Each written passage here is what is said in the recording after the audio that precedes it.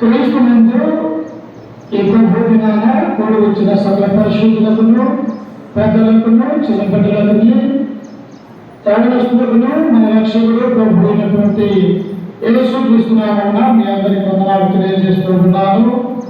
దేవుడు గతించిన ప్రభు దినం నుంచి ఈ ప్రభు దినం వరకు దేవుడు మనల్ని కాచి కాపాడి తన రెక్కల కింద మనల్ని అందరినీ కూడా భద్రపరిచి దేవుడు మన యొక్క జీవితంలో మనకు శ్రేష్టమైనటువంటి ఈ పరిశుద్ధమైనటువంటి ఆదివారాన్ని మనందరి జీవితాలలో అనుగ్రహించినందుకు మనం ఎల్లప్పుడూ కూడా దేవునికి కృతజ్ఞతలు చెల్లించేవాడుగా ఉంటారు.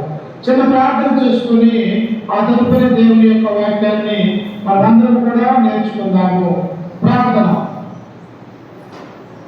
మిగిలిగా ప్రేమించిన మా ప్రియాపల్లో గొప్ప తండ్రి, మీ ఘనమైన అత్యున్నతమైన నామానికి వందనాలు స్తుతి స్తోత్రములు తండ్రి.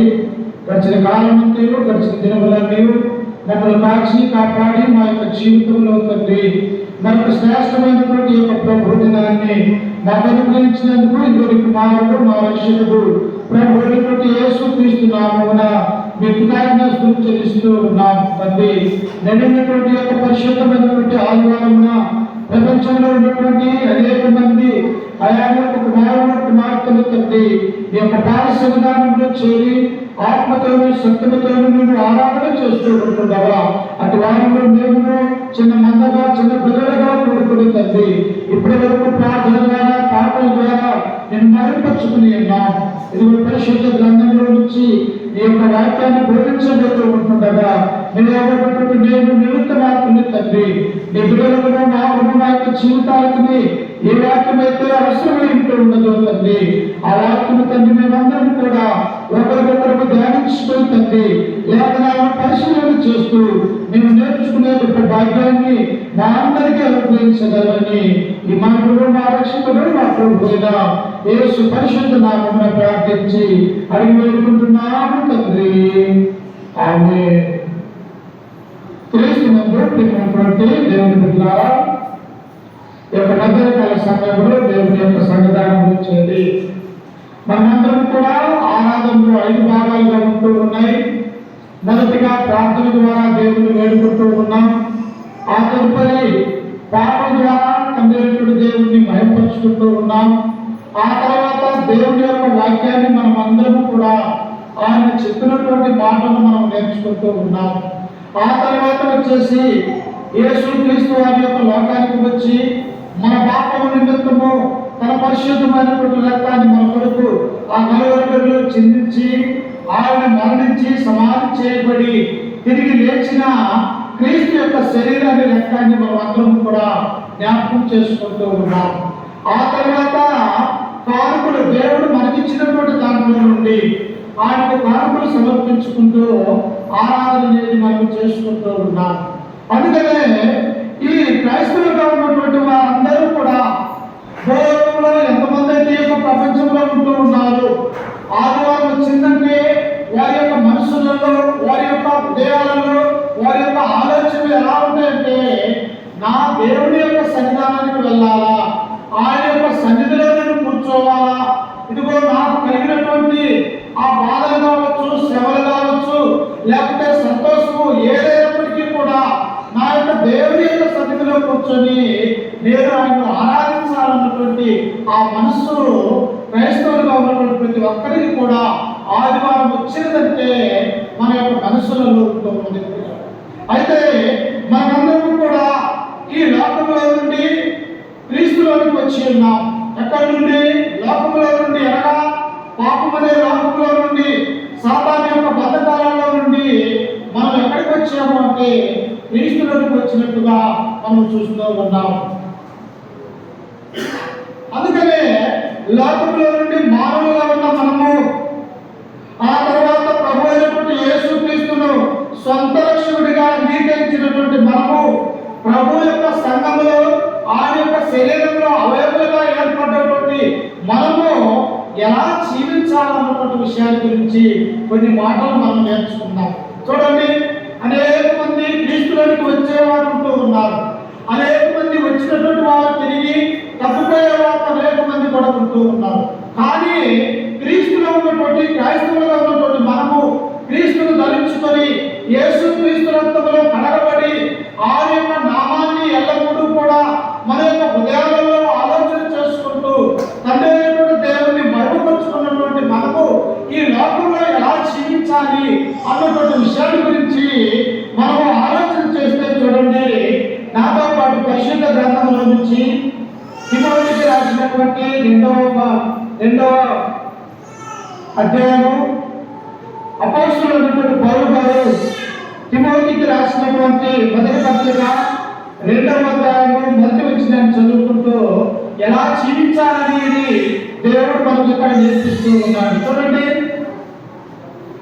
మనము సంపూర్ణ భక్తియు మాన్యతయు కలిగి నెమ్మదిగాను సుఖముగాను బ్రతుకు నిమిత్తము అన్నిటికంటే ముఖ్యముగా మనుషులందరి కొరకును, రాజుల కొరకును, అధికారుల కొరకును విజ్ఞాపనములను, ప్రార్థనలను, యాచనలను, కృతజ్ఞతాస్తుతులు చేయవలెనని హెచ్చరించుచున్నాను. ఏం చేయాలట? క్రైస్తవులుగా ఉన్నటువంటి మనము, క్రీస్తును నమ్ముకొని క్రీస్తు యొక్క నామంలో ఉన్నటువంటి మనము ఏం చేయాలని దేవుడు కోరుకుంటూ ఉన్నాడు అంటే, ఈ లోకములో మనము నెమ్మదిగాను సుఖముగాను ఆరోగ్యముగాను ఈ యొక్క లోకములో బ్రతకాలి అంటే మనం ఏం చేయాలని దేవుడు కోరుకుంటూ ఉన్నాడు అంటే మనుషులందరి కొరకు ప్రార్థన చేయాలి. మనుషులంటే ఎవరు? దేవుడు సృష్టింపబడినటువంటి మనుషులు. మనుషులంటే ఎవరు? ఈ లోకంలో ఉన్నటువంటి ప్రతి మానవాళి కూడా దేవుని యొక్క కుమారుడు, దేవుని యొక్క కుమార్తెలుగా ఈ లోకంలో మనం తోడ్పడుతూ ఉన్నాము. అందుకనే ఈ లోకంలో క్రైస్తవ యొక్క జీవితాన్ని జీవించిన తర్వాత ఈ లోకంలో మనం ఎలా జీవించాలని దేవుడు కోరుకుంటున్నాడు అంటే, మనమందరము కూడా మనుషులందరి కొరకు ప్రార్థన, విజ్ఞాపనలు, యాచనలు దేవుడికి చేయాలి. అంటే ప్రార్థన జీవితాన్ని కలిగి ఉండాలా. మనం ఏ స్థితిలో ఉన్నప్పటికీ కూడా ఉదయం లేచిన దగ్గర నుంచి మనం ఏం చేయాలా? అయా రాత్రికాల సమయం అంతా కూడా మమ్మల్ని కాచి కాపాడినావు, మాకు మంచి ఆరోగ్యాన్ని అనుగ్రహించినామని ఉదయం లేచిన దగ్గర నుంచి మనం ఏం చేయాలంటే దేవుడికి ప్రార్థన చేయాలి. ప్రార్థన చేస్తే మనిషి ప్రశాంతంగా ఉంటూ ఉన్నది. ప్రార్థన చేస్తే మన గురించే కాదు, సంఘం గురించి, మన యొక్క కుమార్తెల గురించి, అలాగే అందరి కొరకు కూడా మనము ప్రార్థన చేసేవారిగా ఉండాలని దేవుడు మనల్ని కోరుకుంటూ ఉన్నాడు. అందుకని ఇక్కడ ఏమంటూ ఉన్నాడో చూడండి, మనుషులందరి కొరకును, అందరి కొరకు మనము ప్రార్థన చేయాలా. ఏ ఒక్క మనిషి కూడా యొక్క లోకంలో నశించిపోవడానికి దేవునికి ఇష్టం లేదన్నటువంటి విషయాన్ని మనము జ్ఞాపకం చేసుకోవాలా ప్రియులారా. అంటే మనుషులందరూ కూడా రక్షణ పొందాలని, ఏ ఒక్క మనిషి కూడా ఇదిగో నరకానికి వెళ్ళకూడదు అని, మనుషులందరూ కూడా పరలోక రాజ్యంలో చేర్చబడాలని యేసు క్రీస్తు వారు ఈ లోకానికి వచ్చినటువంటి వాడిగా మనము చూస్తూ ఉన్నాం. అందుకని అపోస్తలుడైన పౌలు చెప్తూ ఉన్నాడు, ఓ తిమోతి, మనము సంపూర్ణమైనటువంటి భక్తి కలిగి ఉండాలంటే, దేవునిలో మనము భక్తి పరుగా యొక్క లోకంలో మనము జీవించాలి అంటే ఇదిగో మనం ఏం చేయాలో తెలుసా? మనకు మనమే కాదు క్రైస్తవులుగా జీవించేది. లోకంలో ఉన్నటువంటి మనుషులందరూ కూడా ఈ లోకంలో వారు తగ్గిపోతూ ఉన్నారు, దేవుని యొక్క సన్నిధానానికి రాలేకపోతూ ఉన్నారు. కేవలం మనం కొంతమంది మాత్రమే ఆ యొక్క నామాన్ని మనం ప్రార్థన చేస్తూ ఉన్నాము, కానీ లోకంలో ఉన్న కొన్ని లక్షల మంది దేవుడి నుండి దూరమైపోతూ ఉన్నారు. కనుక మనము ఏం చేయాలి అంటే మనుషులందరి కొరకు మనము ప్రార్థన చేయాలి. చూసారా, క్రైస్తవులుగా ఉన్నటువంటి మనము, క్రీస్తును ధరించుకున్నటువంటి మనము ప్రార్థన ఈనాడు ఎలా చేయాలో తెలియనటువంటి అనేక మందిగా మనం ఉంటూ ఉంటాం. కానీ యేసుక్రీస్తు ఏమని చెప్పాడో తెలుసా? అయ్యా, ప్రార్థన ఎలా చేయాలి, మాకు ప్రార్థన తెలియదయ్యా, మాకు నేర్పించమని ఆ యొక్క యేసుక్రీస్తు వారిని అపోస్తలులు అడిగినప్పుడు మత్తయి సువార్త 6వ అధ్యాయంలో చూడండి, ప్రార్థన ఎలా చేయాలో దేవుడు స్వయంగా అపోస్తలులకు నేర్పించినటువంటి వాడిగా మనం చూస్తూ ఉన్నాం. చూడండి, బైబిల్లో ఉన్నటువంటి వారు మత్తయి సువార్త 6వ అధ్యాయము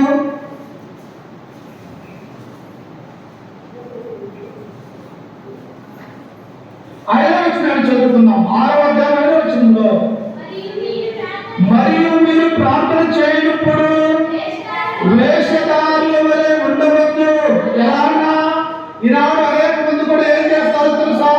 మనుషులు మమ్మల్ని చూస్తారు కనుక అని చెప్పేసి అనేక మంది కూడా క్రైస్తవుల యొక్క వేషాలు వేసుకునే వారిగా ఉంటూ ఉన్నారు. కానీ వాళ్ళు ఏం లేదంట, భక్తి అనేది లేదు, దేవుడు అంటే భయం అనేది లేదు, దేవుడు అంటే వారికి ఏ పోషణ కూడా భయం అనేది లేనటువంటి వారిగా ఉంటూ ఉన్నారు. కానీ క్రీస్తు ప్రభు అక్కడ ఉన్నటువంటి శిష్యులతో ఆయన అంటూ ఉన్నాడు, మరియు మీరు ప్రార్థన చేయనప్పుడు వేషధారుల వలె ఉండవద్దు. ఏం చేయకూడదు? ఈనాడు అనేకమైన రకాలమైనటువంటి వేషాలు వేసుకునే వారిగా ఉంటూ ఉన్నారు. ఒక్కొక్కరు పని చేయలేక ఈ యొక్క పరిశుద్ధ గ్రంథాన్ని బైబిల్ పట్టుకొని అనేక మందికి వారి యొక్క వాక్యం తెలియకుండా మేము కూడా శాపమని ఈనాడు ఇల్లు కూడా తిరుగుతున్నటువంటి వారిని మనం చూడగలుగుతూ ఉన్నాం. అంటే వారికి ఏం తెలియదంట, దేవుని యొక్క చిత్తము, దేవుని యొక్క సంకల్పము, దేవుని యొక్క వాక్యము తెలియక వారు వేషధారులుగా ఉంటూ ఉన్నారని ఈ యొక్క గ్రంథం మనకు సెలవిస్తూ ఉంది. కానీ నిజమైనటువంటి క్రైస్తవులు, దేవుని నమ్ముకున్నటువంటి ఆయన యొక్క బిడ్డలు ఎలా ప్రార్థన చేయాలని దేవుడు కోరుకుంటున్నాడు అంటే ఇక్కడ అంటూ ఉన్నాడు చూడండి, మీరు ప్రార్థన చేయనప్పుడు వేషధారులుగా ఉండవద్దు, మనుషులకు కనపడవలనని సమాజ మందిరములలోను వీధుల మూలలలో నిలిచి ప్రార్థన చేయట వారికి ఇష్టము, వారు తమ ఫలము పొంది ఉన్నారని నిశ్చయముగా మీతో చెప్పుతున్నాను. ఎలా చేయకూడదంట? జనాలు నన్ను చూస్తూ ఉన్నారులే, నేను నిజమైనటువంటి భక్తి పరువాన్ని లేకపోతే నిజమైనటువంటి భక్తుని అని చెప్పేసి మనుషులు చూస్తూ ఉన్నప్పుడు మనం ప్రార్థన చేయకూడదు. ఎందుకు? అది దేవునికి ఇష్టమైనటువంటి ప్రార్థన కాదు. అందుకనే శిష్యులతో అంటూ ఉన్నారు, ఓనా అపోస్తలులు శిష్యులారా, మీరు ప్రార్థన చేయనప్పుడు ఎలా ఉండాలో తెలుసా? వేషధారుల వలె ఉండకూడదు. అలాంటి పరిశీలు సద్దుకాయలు వారు ఎక్కడ చేస్తారంటే వాళ్ళు ఎప్పుడు ప్రజలలో నుండి నిలవబడి మేమే పరిశుద్ధులము, మేమే నీతి క్రియలు చేసేవారికి, మేమే ఈ యొక్క లోకంలో ప్రత్యేకించబడినటువంటి వారమని వారు ఎక్కడ నిలబడి చేస్తారంట? వారు మూలలో నిలిచి ప్రార్థన చేయట వారికి ఇష్టము. అంటే వీధులలో బజార్లలో నిలబడి ప్రార్థన చేయటం వారికి ఇష్టము అని చెప్పేసి యేసుక్రీస్తు వారు సెలవిస్తూ ఉన్నారు. అంటే ప్రార్థన చేసేదానికి కూడా ఒక విధానం ఉన్నది. దేవుడికి ప్రార్థించాలన్న ఒక సమయం అనేది ఉన్నది. దేవుడు ఎవరి ప్రార్థనలు ఆయన అంగీకరిస్తున్నాడు అంటే అందుకని ఇక్కడ కింద వచ్చిన చదువుకుంటే చూడండి, ఆయన నీవు ప్రార్థన చేయనప్పుడు నీ గదిలోనికి వెళ్ళి తలుపు వేసి రహస్యమందున్న నీ తండ్రికి ప్రార్థన ఏమా ఎలా చేయాలంట? నీవు దేవుడికి నీవు మొరపెట్టాలంటే నీవు రహస్యమందున్నటువంటి దేవుడు నీ యొక్క మాటలు వినాలి అంటే నీవు చేస్తున్నటువంటి ప్రార్థన ఎలా ఉండకూడదు? వేషధారులు వలె ఉండకూడదు. అలాగనే బజార్లలో నిలబడి ఇదిగో ఈమె నిజమైనటువంటి భక్తి పరుడని వారు నీవు అనుకునే విధంగా నీవు కనిపించకుండా ప్రార్థన చేయాలా? ఎలా చేయాలి అంటే రహస్యమందున్నటువంటి దేవుడు నీ ప్రార్థన ఆలకించాలంటే, రహస్యమందున్నటువంటి దేవుడు నీ మొరను ఆలకించాలంటే నీవు ఇంటిలోనికి వెళ్ళి ఇదిగో తలుపు వేసుకొని రహస్యమందున్నటువంటి నీ దేవుడికి మోకరించి నీవు ప్రార్థన చేసినట్లయితే ఆ ప్రార్థనకు దేవుడు నీకు ప్రతిఫలిస్తాడు. అలాంటి శిష్యులు కూడా, అలాంటి పరిశీలన సదుపాయాలు కూడా వారి యొక్క ఇళ్లలో ఉండి వచ్చి వారి ఇళ్లలో నిలబడి ప్రార్థన చేయాలి. కానీ వారు ఘోరంలో నుంచి బజార్లలో నిలబడి వారు మొరపెట్టుకునే వారిగా ఉంటున్నారు. అక్కడ ఉన్నటువంటి యూదులు ఇశ్రాయేలు ప్రజలు వారిని చూసి అయ్యో మీరంతా భక్తి పరులైతే ఎలా చేస్తారని చెప్పేసి ఆ రోజులో ఉన్నటువంటి యూదులు ఇశ్రాయేలు ప్రజలు అనుకుని వారు వేషధారులను గుర్తించలేనటువంటి వారిగా మనం చూస్తూ ఉన్నాం. ఈనాడు కూడా చూడండి, దేవుడి యొక్క పేరు చెప్పుకుంటారు కానీ దేవుడి యొక్క నామములో వారు సరైనటువంటి రీతిలో నడుచుకోరు పిల్లలు. ఎందుకంటే వారిలో వేషధారణ ఉన్నది అని దేవుడి యొక్క గ్రంథం మనకు సెలవిస్తుంది. అందుకని క్రైస్తవులు ఉన్నటువంటి మనము ఎలా ఉంటారంట? మనుషులందరి కొరకు ప్రార్థన చేయాలా? అయ్యా నేను బాగుపడ్డాను, నేను నీలో ఉన్నాను, నేను దేవుడిని నమ్ముతున్నాను, కానీ ఇదిగో నా యొక్క సంఘంలో ఉన్నటువంటి మనుషులు దేవుడి ఎదుట రాలేకపోతూ ఉన్నారు, వారి యొక్క మనుషులు కూడా మార్చేయాలని చెప్పేసి మనం ఏం చేయాలి చేసేవారిగా ఉంటారు. యేసుక్రీస్తు తల్లి మరే కానీ ఆయన యొక్క సహోదరులు కానీ ఆయన్ను వెంబడించినటువంటి అపోస్తలులు కానీ అనేక మంది కూడా మేడగదిలో కూర్చొని వాళ్ళు తలుపు వేసుకొని ఆ పరమందున్నటువంటి దేవుడికి ప్రార్థన చేసేవారిగా వారందరూ కూడా ఉంటూ ఉన్నారు ప్రియులారా. అందుకనే యేసుక్రీస్తు వారు ఇక్కడ అపోస్తలులకు ఎలా ప్రార్థన చేయాలా మేము తెలియదు అని వారు అడిగినప్పుడు అపోస్తలులకు ప్రార్థన ఎలా చేయాలో ఇక్కడ దేవుడు నేర్పిస్తున్నట్టుగా మనం చూస్తూ ఉన్నాం. ఈనాడు కూడా మనకు తెలియదు ప్రియులారా, ఎలా ప్రార్థన చేయాలో, ఎలా దేవుడిలో ఉండాలో, ఎలా దేవుడిలో గడపాలో ఈనాడు కూడా క్రైస్తవులుగా ఉన్నటువంటి అనేక మందికి కూడా తెలియనటువంటి వారిగా ఉంటూ ఉన్నాం. కానీ దేవుడు మనకు మార్గం ఇక్కడ చూపిస్తున్నటువంటి వాడిగా ఉంటూ ఉన్నాడు. అందుకని దేవుడు ఉన్నాడు చూడండి, అక్కడే అన్ని జనుల వలె వ్యర్థమైన మాటలు వచింపవద్దు, విస్తరించి మాట్లాడటం వలన తమ మనది వినబడునని వారు తలంచుచున్నారు. ఎలా చేయకూడదంత ప్రార్థన? తల వంచుకొని అయ్యా నీ యొక్క సన్నిధానంలో నేను ఉంటూ ఉన్నానయ్యా, నా జరిగినటువంటి ఆనందంలోను, నా జరిగినటువంటి వేదనలోను, నా జరిగిన శ్రమలలోను ఇదిగో నీకు మొరపెట్టుకుంటూ ఉన్నాను.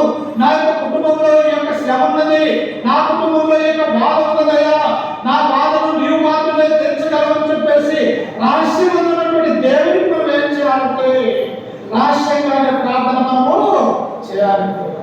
అందుకనే దేవుడికి ఏమంటూ ఉన్నాడంటే అన్ని జనుల వలె మీరు విస్తరించి మాట్లాడవద్దు. ఎందుకు?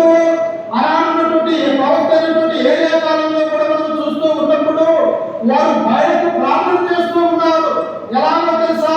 బయలా ఇదిగో మేము దయించినటువంటి యొక్క కోడితోడును ఈ యొక్క కట్టెల మీద ఉంచినటువంటి ఈ దాన బలిని నీవు నిప్పు ఈ యొక్క భూమికి అందించమని బయలా అక్కడ ఉన్నటువంటి అన్నులు విస్తరించి మాట్లాడి ప్రార్థన చేయడం వల్ల వారి యొక్క ప్రార్థన వినలేదు ప్రియులారా. ఎందుకు? విస్తరించి మాట్లాడితే ఏమొస్తుందంటే నోట్లో నుండి దోషం అనేది వస్తుంది అన్నటువంటి ఆ సత్యాన్ని మనం గ్రహించాలి ప్రియులారా. అందుకనే దేవుడు ఏమంటున్నాడంటే అన్ని జనుల వలె మీరు విస్తరించి మాట్లాడవద్దు. మరి ఎలా ప్రార్థన చేయాలి అంటే ఆయన అంటున్నాడు చూడండి, మీరు వారి వలె ఉండబడి మీరు మీ తండ్రిని అడగక మునిపే మీకు అక్కరగా ఉండలేవో ఆయనకు తెలియను. మన దేవుడు ఎలాంటి వాడంట? నీకు ఏదైతే అక్కర కలిగి ఉన్నదో, నీ మనసులో నీ యొక్క హృదయంలో ఏ తలంపునైతే కలిగి ఉన్నావో, ఏ తలంపు పెట్టుకొని నీ యొక్క హృదయంలో దేవుని యొక్క మందిరానికి వచ్చావో, నీ హృదయంలో అంతరంగంలో ఉన్నటువంటి ప్రతి ఆలోచన ఎరిగినటువంటి దేవుడు మనకు ఏది కావాలో దేవుడు మనకు ఇచ్చేవాడు కలుగుతున్నాడు. చూసారా మన యొక్క దేవుడు ఎంత మంచివాడు, మన హృదయ ఆలోచన ఎరిగినటువంటి వాడు. నా కుమారుడికి ఇది అవసరము, నా కుమార్తెకి ఇది అవసరము, తమ యొక్క కుటుంబానికి మేలు అవసరము అని చెప్పేసి మనము అడగక ముందే దేవుడు ఇచ్చేవాడిగా ఉంటూ ఉన్నారు స్త్రీలారా. కానీ ఇన్ని ఇచ్చినటువంటి దేవుడి దగ్గరికి మాత్రం మనము రాలేకపోతూ ఉన్నాం, ఆయన నమ్ముకోలేకపోతూ ఉన్నాం, ఆయన విశ్వాసం ఉంచలేకపోతూ ఉన్నాం. కానీ దేవుడు మనకు అన్ని ఇస్తూ ఉన్నాడు. భూమిని ఇచ్చాడు, ఆకాశాన్ని ఇచ్చాడు, సూర్యుడిని చంద్రుని ఇచ్చాడు. మనం ఈ లోకంలో నివసించడానికి తినడానికి 200 రకాల అలాంటి దేవుడు మనకు అనుగ్రహించినాడు ప్రియులారా. నా యొక్క పిల్లలు ఏ ఒక్క విషయంలో కూడా వారు బాధపడకూడదు అని చెప్పేసి భూలోకంలో ఉన్నటువంటి సమస్త మానవానికి ఆయన అన్ని సమకూర్చి ఉన్నాడు. కానీ ఈ లోకంలో ఉన్నటువంటి మానవులు తండ్రి యొక్క వాగ్దానాన్ని, తండ్రి యొక్క సంకల్పాన్ని నెరవేర్చినటువంటి వారిగా ఈనాడు మనం చూస్తూ ఉన్నాం. అందుకని ఇక్కడ దేవుడు ఏమంటూ ఉన్నాడు, ఇదిగో మీరు అక్కరగా ఉండలేరు ఆయనకు తెలియదు. మీరు మీ తండ్రిని అడగక మునిపే మీకు ఏమేమి అక్కర కలిగి ఉన్నారో ఆ అక్కర అన్ని కూడా మీ తండ్రి దేవునికి తెలుసు కనుక మీరేమి కూడా బాధపడాల్సినటువంటి అవసరత లేదు. ఈనాడు నాకు అనారోగ్యం కలిగి ఉన్నది, అనారోగ్యం దేవుడికి తెలియదా? లేకపోతే ఈరోజు నేను సంతోషం కలిగి ఉన్నాను, ఆ సంతోషం దేవుడికి తెలియదా? అంటే సంతోషం కానీ సమాధానం కానీ ఎవరిస్తారు మనకి? మనం నమ్ముతున్నటువంటి దేవుడు మనకి ఇచ్చేవాడిగా ఉన్నాడని మనం గుర్తు చేసుకోవాలి. అందుకని దేవుడు ఏమంటూ ఉన్నాడు, మీరు ప్రార్థనా పరులపై నమ్మకంతో ఉండాలా.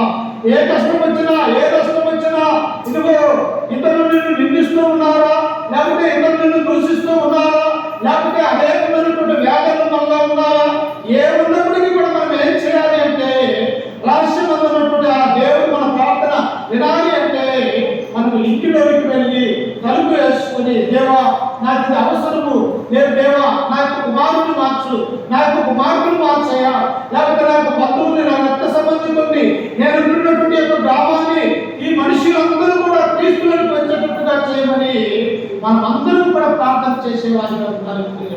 చూడండి ఒకసారి ఒక గొప్ప ప్రవక్త, ఒక గొప్ప రాజు ఎలా ప్రార్థన చేస్తూ ఉన్నాడు. యెషయా గ్రంథము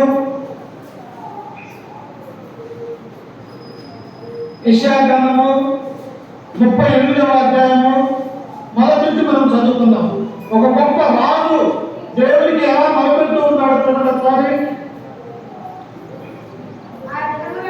ఆ దినములలో హిజ్కియాకు మరణకరమైన రోగము కలుగగా ప్రవక్తయు ఆమోజు కుమారుడైన యెషయా అతని యొద్దకు వచ్చి, నీవు మరణమవుచున్నావు, బ్రతకవు గనుక నీవు నీ పుట్టింపులకు మరణ శాసనము తెలియజేయమని యెహోవా సెలవిచ్చుచున్నాడని చెప్పగా, ఎవరైనా యూదా రాజు అయినటువంటి హిజ్కియా యూదుల మీద పరిపాలన చేస్తున్నటువంటి వాడు, దేవుడంటే భయం కలిగినటువంటి వాడు, దేవుడంటే భక్తి కలిగినటువంటి వాడు, మంచి విశ్వాసం కలిగినటువంటి జీవితాన్ని జీవిస్తున్న ఈ హిజ్కియాకు ఏమొచ్చినది?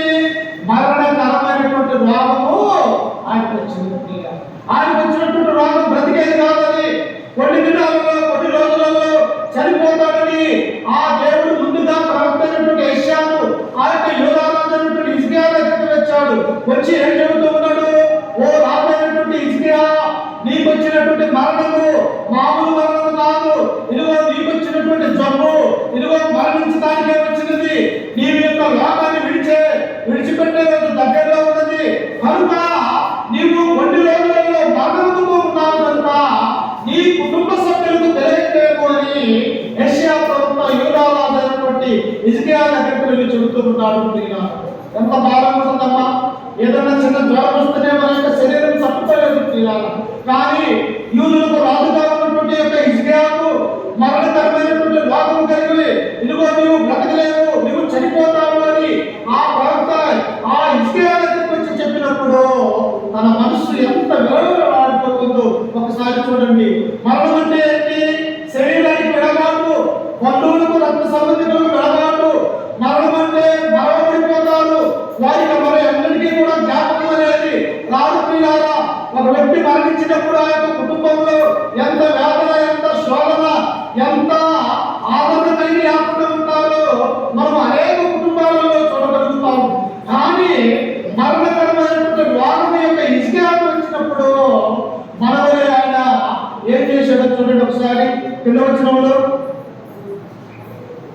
2వ వచనంలో, అతడు తన ముఖమును గోడ తట్టు తిప్పుకొని, యెహోవా యథార్థ హృదయుడై సత్యముతో నీ సన్నిధిని నేనెట్లు నడుచుకుంటున్నా, నీ దృష్టికి అనుకూలముగా సమస్తమును నేనెట్లు జరిగించుతున్నా, కృపతో జ్ఞాపకము చేసుకునమని హిజ్కియా కన్నీరు విడుచుచు యెహోవాకు ప్రార్థింపగా. ఏం చేయాలంటే క్రైస్తవులు ఉన్నటువంటి మనము ప్రార్థన చేయాలి. ప్రార్థన చేయాలా ప్రతిరోజు, ప్రతి నిత్యము, ప్రతి గంట కూడా మనకు అనుకూలంగా ఉన్నటువంటి ప్రతి సమయంలో కూడా దేవునికి మనం మొరపెట్టుకునే వారిగా ఉండాలి. ఈ యొక్క హిజ్కియా ఏం చేస్తూ ఉన్నాడు? అయ్యో నేను మరణించబోతూ ఉన్నానే, నేను యొక్క లోకాన్ని విడిచి వెళ్ళిపోతున్నానని తన యొక్క మనసులో బాధ ఉన్నప్పటికీ కూడా ఆయన ఏం చేశాడు? ఆయన ఇంటిలోనికి వెళ్ళి గోడ వైపు తన యొక్క ముఖాన్ని తిప్పుకొని